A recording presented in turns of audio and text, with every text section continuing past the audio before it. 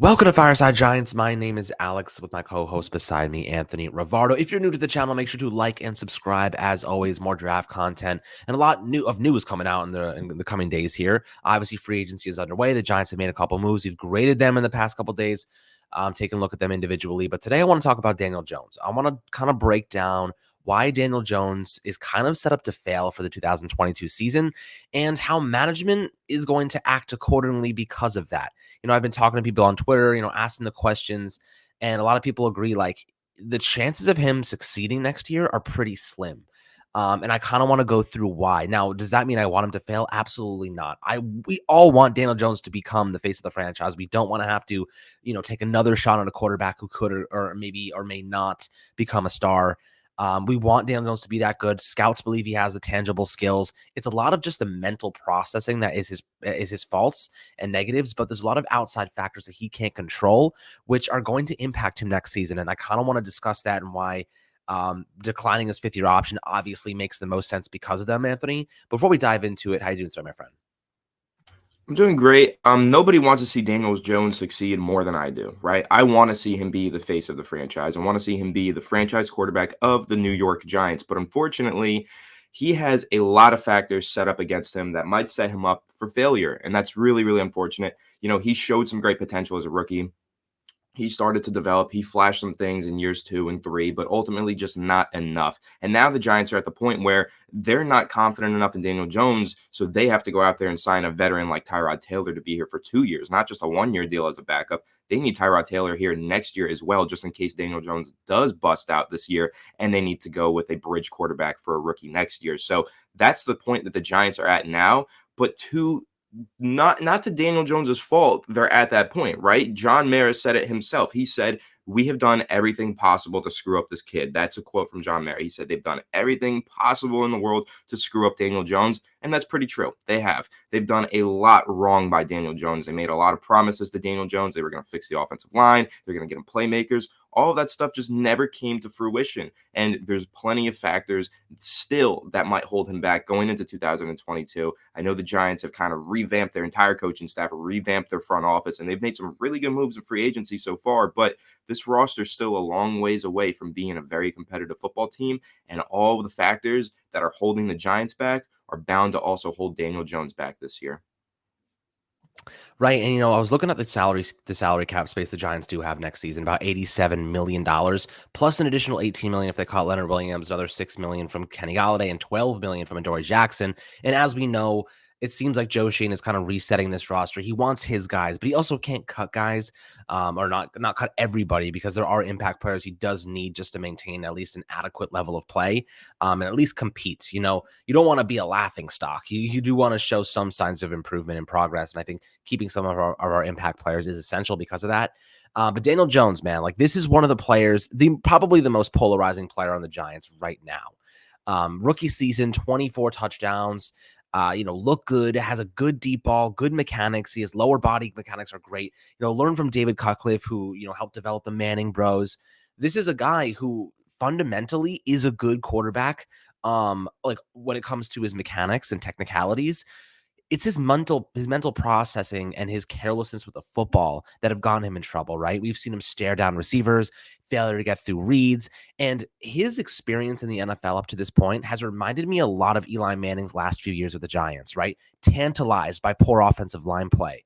The happy feet. Remember, a lot of people said Eli had happy feet towards the end of his career. You see that with Daniel Jones. He's not set. He throws off his back foot. Sometimes he doesn't have the right mechanics because he's scared of getting hit. He's trying to protect the ball. He's trying to buy him more time. He's inaccurate. He's making bad decisions because the offensive line's crumbling so fast. Now, I know that Joe Schoen made a couple signings this year, but what exactly has convinced us? And I think they're good signings. I think they're good signings compared to what we have done in the past. But let's not act like this offensive line is going to be good next season, right? Mark Lewinsky, I mean, he's not a great player. He's probably an average level player with a little bit more left to be uncovered. We don't know what we're going to get from Mark Lewinsky moving forward. He's a good run blocker, had some good games at the end of last season, but at the end of the day, he hasn't put together like 4 or 5 years of like excellent play that we're sitting here like, oh wow, he's going to be tremendous. He has his weaknesses. Don't get it twisted. John Feliciano, dude's barely ever played center in his career. Can we really depend on him? Maybe he ends up being average. Maybe he ends up being below average, and he's really a problematic liability. Left guard, we don't even know who that's going to be. I sure as hell don't believe in Shane Lemieux or Ben Bredesen for that matter. They both have sucked when they've had the opportunities to play. Right tackle, it could probably be a rookie, right? You have a rookie, and let's say it's Ikem Ekwonu or Charles Cross, both of those guys are projected left tackles and played left tackle in college. They're going to have to make the transition to right tackle. So we're talking about 4 positions on the offensive line that are unproven and have no chemistry with one another. That is not a recipe for success yet. We need time. We need a year, 2 or 3 years to build a competent offensive line. This is not going to be a one-off season fix. And I think that I especially, and a lot of other people tend to forget that, and that's going to impact Daniel Jones. Can we really expect DJ to take that step forward when the offensive line is not going to be good? Can we really expect him to take that step forward when he's on his 4th offensive coordinator, his 3rd head coach in 3 years? His new verbiage, new everything. They have to develop a whole new scheme. Mike Kafka's a first-year offensive coordinator. How good is this guy really going to be with all these negative factors, let alone the injury history his offense has? Saquon Barkley, the injury history is substantial. Kenny Golladay, dude's injured the last 2 seasons significantly. Sterling Shepard starting the year with an Achilles injury. Kadarius Toney injured all of last season. Darius Slayton, dude has bricks for hands. We're talking about a group of guys who have not proven they can remain healthy and on the field, Daniel Jones included. He was injured last year, multiple concussions, neck injury, a lot of issues with him. So when we're looking at Daniel Jones's progression, Anthony, how confident are you that he can actually do it? Because the positives are slim.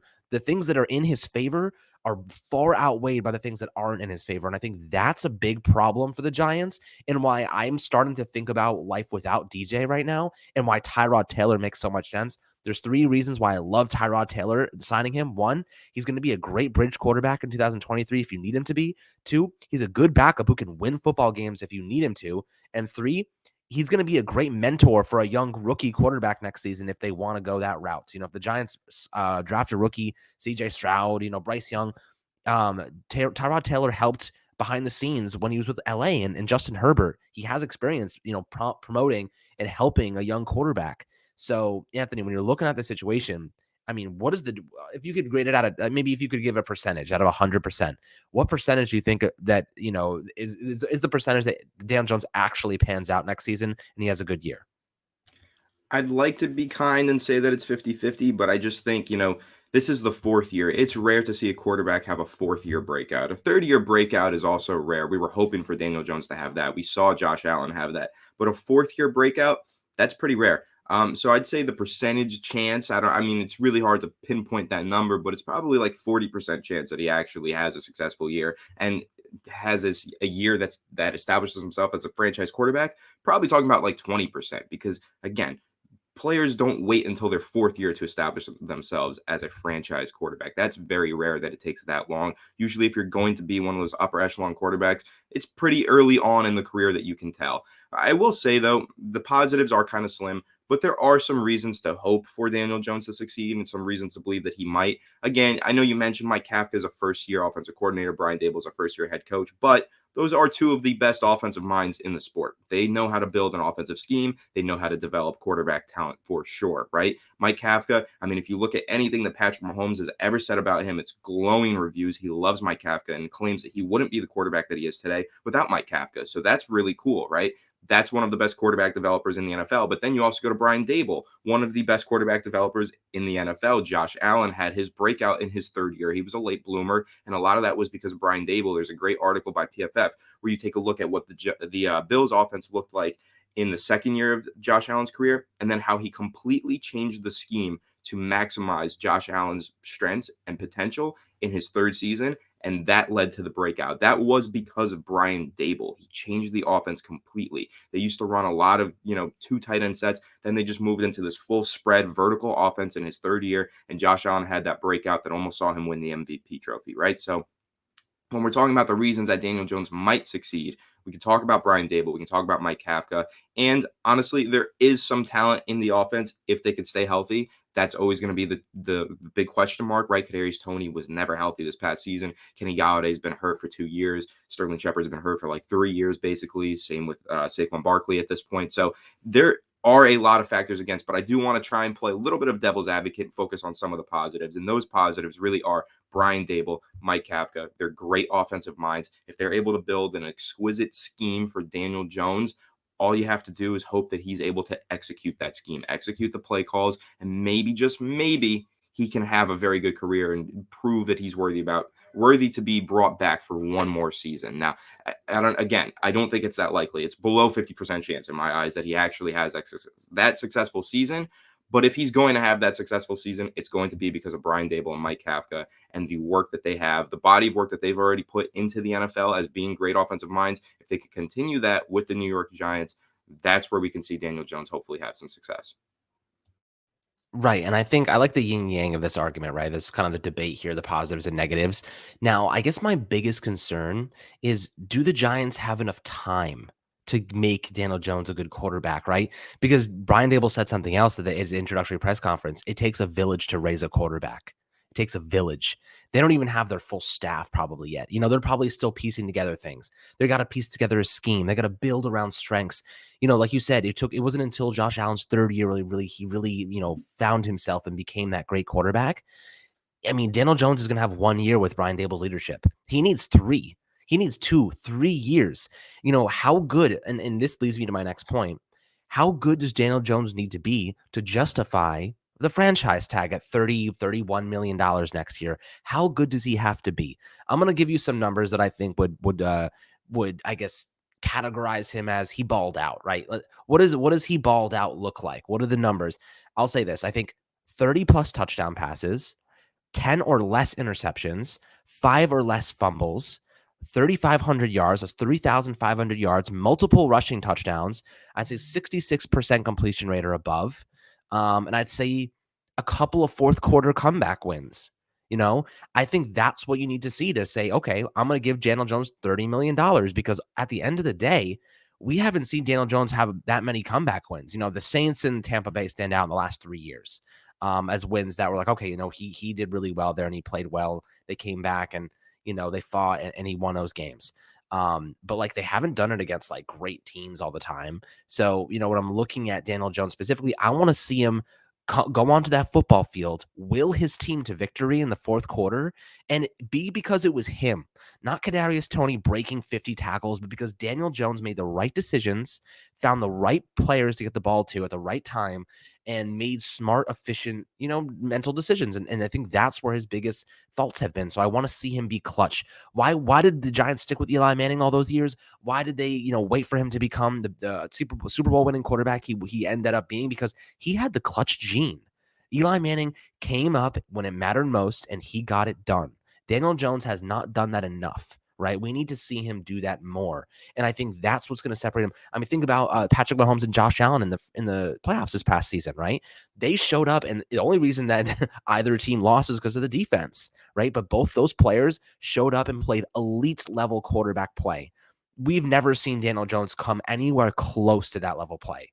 And if he can't reach that level, if we can't see him elevate everybody around him and make plays on his own and do things on the run, how can we convince ourselves that we got to pay him $30 million next season, or maybe even extend him long term? We need to see a lot more from Daniel Jones. And like the numbers I listed, Anthony, what do you think the numbers would look like in your perspective to see that Daniel Jones deserves the extension? I think definitely hoping to see him pass 30 touchdowns, right? Like, that's huge. I think if he can actually start getting the ball in the end zone, that's always been a thing for Daniel Jones since his rookie season. His rookie season, he almost broke like the record for, most passing touchdowns as a rookie. He had like, I believe 26 or something, a very high number. And it was impressive. And it was like, okay, this is a good start. There's something here to develop.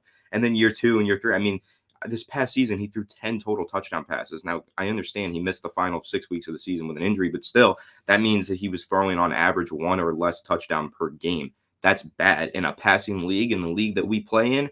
This is not acceptable, right? Like in the 2022 NFL, you need to be throwing 2 to 3 touchdown passes a game realistically if you want to be successful quarterback and a winning football team. So for the Giants, and taking a look at Daniel Jones, he's going to have to throw like probably close to or over 30 touchdown passes, especially in the offense that Mike Kafka and Brian Dable are going to be running. We know that they're going to be throwing the football a whole lot more, and we know that they're going to be throwing the football a whole lot more in the red zone, particularly. So that's all really important, and that is what will hopefully push Daniel Jones into that next level, right? The fact that they're going to be putting him in opportunities to throw touchdown passes, throwing the ball in the red zone, stuff like that, just having that more passing centric offense might bring the best out of Daniel Jones. Who knows? I mean, he's always been playing in these run first offenses, even back with Pat Shermer, with Jason Garrett and Freddie Kitchens. These have all been run first offenses. It seems like finally the Bills branch or that came over here, right? Brian Dable, he wants to make it a pass first offense. And maybe that will actually maximize the talents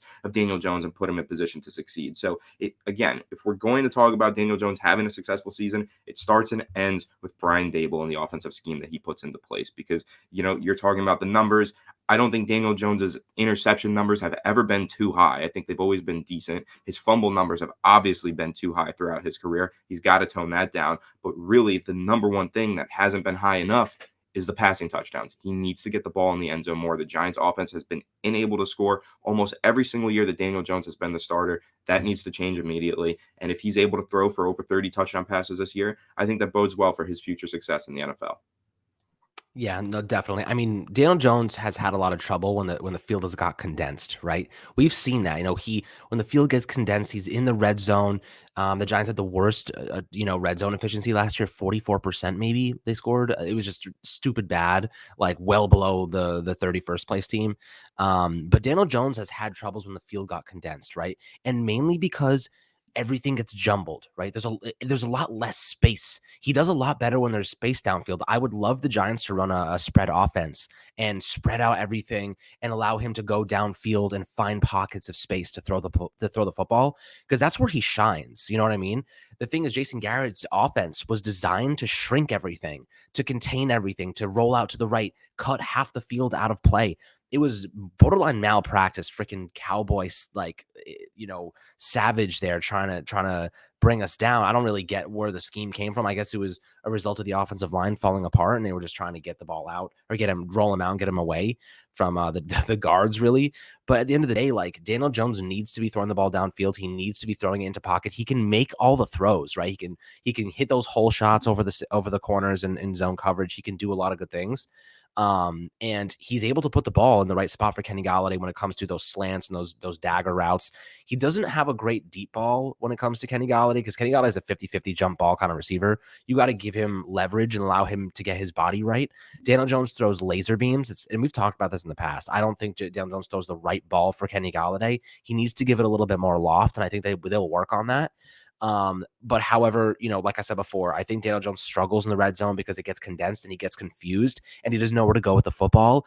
They need to design a scheme where he clearly knows the routes. He's developed timing with his receivers, and also that the injuries constantly to his receivers obviously hurt the timing and actual functionality of specific plays. And they need to be healthy. I really, really think that the Giants will bring in a receiver in the draft, maybe the third, fourth round, maybe, who knows, maybe in the second round, a guy that has a proven health history, and someone that can come in here and make an impact day one. So I would not be surprised if the Giants went after a receiver in the mid rounds, or maybe even, I don't think they have any money, so they're going to have to kind of bear with it. But like, I've been really negative today about Daniel Jones, and don't confuse negativity with reality, right? Because everything that I've said is true. Everything that I've said is something that he's facing, a lot of stuff that he has no control over, that he's going to have to work around. But I'll tell you this: good quarterbacks elevate everybody around them. Good quarterbacks make the offensive line better. Why do you think Tom Brady made Nate Solder look so good, right? He demands excellence from everybody around him. You know what I mean? Like, you ever watch Tom Brady yell at those offensive linemen, yell at his receivers? They know that if they don't do their jobs, they will not have a job. You know what I mean? Like, Tom Brady commands good quarterbacks. Players elevate their level to match the level of the quarterback. That is how it goes. Daniel Jones has failed to do that. His team has given up on him. and it's not because he's not trying. He puts his best foot forward. And the problem is when Daniel Jones tries to put his best foot forward, he dives headfirst into freaking defensive tackles. We saw it in the Falcons game. Dude tried to truck, what was it, Grady? Oh, no, who was it? I forget. It wasn't Grady Jarrett. Who was it? You remember what I'm talking about? Forgetting who it was. It might have been Grady Jarrett. I'm not sure. Is he on the Falcons? He was at one point. I don't remember anymore. I thought he was on maybe the Panthers. Anyway, he went after and he trucked over a defensive tackle for a 2-point conversion. I don't know if you remember that play, but we were like, that seemed kind of risky. It worked, but he tried to do it a couple weeks later against Dallas. Dude got up stumbling like he just saw freaking Jesus. Like it was insane. It was just, when you're putting yourself in harm's way, you're not good for anything, right? Like if you're going to put yourself in a position to get hurt, you're only going to do more damage to your team than anything else. So with Daniel Jones, he needs to operate at a level where everybody around him is doing their job well. That was the problem. The coaching for the Giants has been so bad the last couple of years. Nobody did their job well. The routes were poor. The protection scheme was poor. And Daniel Jones is out here like, I have to figure out how to supplement all of those deficiencies, right? The Giants, and like you attested to before, Anthony, Brian Dable and Mike Kafka hopefully will develop a scheme, and the coaching staff will actually get the guys into a position where they will perform at a level that Daniel Jones doesn't have to try and make up for all the deficiencies. He can just get the ball to his guys because he knows they're going to be there. He knows his left tackle and his left guard are in sync. He knows that his center isn't going to be mauled or trip over Will Hernandez's own feet. So this is the stuff that it's basic fundamentals. The Giants were not playing fundamental football last year. They lacked in every area. And if they can just elevate everybody a little bit and Daniel Jones can play to his strengths and help everybody else get better, that's what you want to see. You want to see your quarterback make everybody else around him better. And that's part of what goes into winning games in the fourth quarter, driving down the field with a minute left, 2-minute drills. I don't think we saw every time the Giants had a 2-minute drill last year. It was abysmal. I mean, I don't even think they scored any points at the second half or at the end of the first half last year. Like they were just abysmal. It was awful to watch, and it needs to change. I guess my biggest concern, Anthony, is that they just don't have enough time with Daniel Jones before his 5th-year option comes due. They don't have enough time for him. They don't have. I mean, how can you commit so much money to a guy when he's still so unproven? And let's say you trade back in this year's draft and you have another 2023 pick, and maybe Bryce Young is on the board. How are you saying no to that? You know what I mean? How are you saying no to Bryce Young or CJ Stroud, or whoever player it might be? Like it's going to be tough, Anthony. But at this point, when you're looking at Daniel Jones, how much of the blame? And I'll ask you this before we wrap up here: how much of the blame is on everybody else? I think the majority of the blame is on everybody else because, like we said, as a rookie, he did flash some great potential. Like he looked good at times. At times, he looked really good. That Tampa game stands out. There's a couple other games that were later on in the season. Even the Packers game, I don't think statistically was anything crazy, but I remember him making a couple of just really nice throws. The Cardinals game, he made a really nice throw to who was that tight end that we had? Rhett Ellison. He made a really nice throw there. Against the Vikings, he threw a perfect deep ball to Darius Slayton. Like he had flashes of great potential. He was throwing some dimes throughout that season. Year 2, year 3, it just disappeared. And a lot of that, in my opinion, has to do with the fact that the Giants coaching staff did a terrible job developing him. They put all the wrong pieces into place. I mean, Jason Garrett, that was not a good hiring. Unfortunately, we wanted it to be a good hiring. We were like, okay, former head coach takes a step back as an OC, might be a really good thing for the Giants. This might be really good for Daniel Jones. We were wrong. It didn't work out that way, right? That's what we hoped for. We hoped it would be good. It was terrible. And I honestly think that it completely killed Daniel Jones's development and maybe ruined his NFL career, unfortunately. It's very unfortunate to say because, again, as a rookie, great potential. But then the Giants just went ahead, tried to build the specific offense that they wanted to build, and it just didn't go right. Like that never had a chance of succeeding. The Jason Garrett offense just didn't have a chance. After year 1, it should have been done. They should have fired him and gone into year 2 of Joe Judge's regime, year 3 of Daniel Jones's career with a new offensive coordinator. They wanted to keep the continuity. That was the biggest mistake. That was the major fail, the major F up on the Giants' part. Going into year 3, Daniel Jones needed a new offensive coordinator. Of course, everything works out for a reason. They didn't go with a new OC. Now we have Brian Dable as head coach, Mike Kafka as OC. Hopefully that'll be a lot better for the long term of the Giants. But when you take a look at Daniel Jones's career, that is the pivotal moment where they really screwed him up. They should have gotten him a new OC after the first year of Jason Garrett. They should have said no more. That's not going to work out. And they should have found somebody new. They didn't.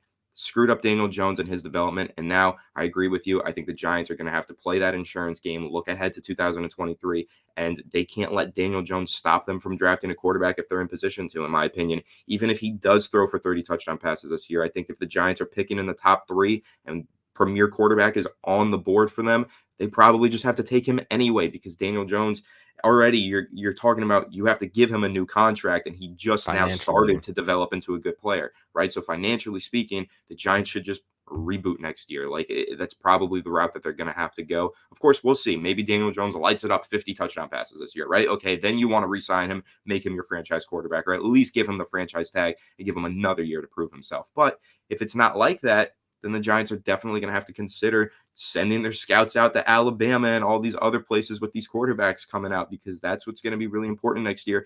That is the most important thing in all of sports, the quarterback position. So the Giants need to get an answer out of Daniel Jones this year. And if the answer isn't clear cut, if it isn't 100% certain that he is a franchise quarterback, then they just need to move on, because financially, that's the right thing to do. The Giants' future is very muddy right now with Daniel Jones at quarterback. I hope that he has a successful year and proves us all wrong. But unfortunately, I just think it's too little too late. The Giants are finally starting to build the roster the right way, but it's 4 years too late. They should have done it in Daniel Jones's rookie year. And it really sucks to say, but I think it's just too little too late for Daniel Jones. Yeah, I think I'm kind of in the same position as you, but he could always be like a Ryan Tannehill situation where, like, he goes to another team and he signs like a 3-year deal worth, like, I don't know, 30 million. And, he kind of builds a new career with a new team, and they give him the time at a pretty reasonable price point to develop him and really build around him and do it the right way, restart his whole career. And he has the tangible traits. He has knowledge now of what not to do. But I'll tell you what, the Giants have what, 9, 10 draft picks this year. They have a good opportunity. If they knock this draft out of the park, they have a good opportunity to really lay the foundation, right? They have Xavier McKinney, they got Azeez Ojulari, they got Tony, they have Andrew Thomas. They have some good players at key positions. Now, if you can solidify the offensive or the defensive line, you get yourself a Kayvon Thibodeau, an Ikem Ekwonu, you get a wide receiver or maybe a running back in the mid rounds, a James Cook out of Georgia. You can get some foundational pieces to lay the groundwork. And then next year, you leverage your position. You maybe, if you trade back and you get into the 2023 pick this year, or let's say you package a couple picks together and you move up, or even if you're already in the position to get a premier quarterback, I think in that position, in that sense, you can afford to package some picks together and move forward and really go after the quarterback that you want, because you've already laid a foundation. You got 10 picks this year. You'll probably we'll have a lot of picks next year because of all the compensatory selections, because like Evan Ingram signed a big deal, like a couple guys signed like reasonable contracts that will get up some extra picks. But I fully imagine that the Giants will be trying to get more draft capital for the future. And with that being the case, you leverage your situation, you get yourself a premier quarterback, you have 10 picks this year, you lay the foundation, you still have some players. We have a ton of money next year. But save some of that money to pay your own guys. Extend your own guys early. Next year, if Andrew Thomas kicks ass this year, I'm giving him an early extension. I'm locking down the left tackle spot for a young quarterback for the next 5 years. You know what I mean? Like Xavier McKinney, I'll give him a 3-year extension around his contract because he's in a second round pick. So, he'll be going into his 3rd season. This is a lot of things that you have to think ahead about. You want to lock down the guys that and Joe Shane said that, right? Players that he develops, players that, he knows that have been in his system. He knows what he's getting in them, right? Brian Dable said it, like, and Joe Shane, like, they know when you have guys that you've developed that have grown in your system and excelled and succeeded, and they contribute off the field as well. Those are the guys you want to keep around. But when you get free agents, sometimes you don't know their personality. You don't know how they're going to gel in your organization. Kenny Golladay kind of cursing out Jason Garrett on the bench. That was kind of strange. We've seen free agents just not pan out in the past. So hopefully they do it the right way. Clearly, free agency is going a little bit better in the sense that the Giants aren't pushing money down the road. They're not signing the Patrick Omames and the Nate Solders to insane contracts and just kicking the money, restructuring, opening up cap because our mid-round picks are just a graveyard. But I'd love to hear your opinions below on the YouTube channel. As always, my friends, make sure to like and subscribe. As always, drop your comments about Daniel Jones if you think he will succeed, what he needs to succeed, because a lot's going against him. There's a lot of different weights, tipping the scale, but love to hear your opinions nonetheless. And we will catch you guys on the next Fireside Giants episode.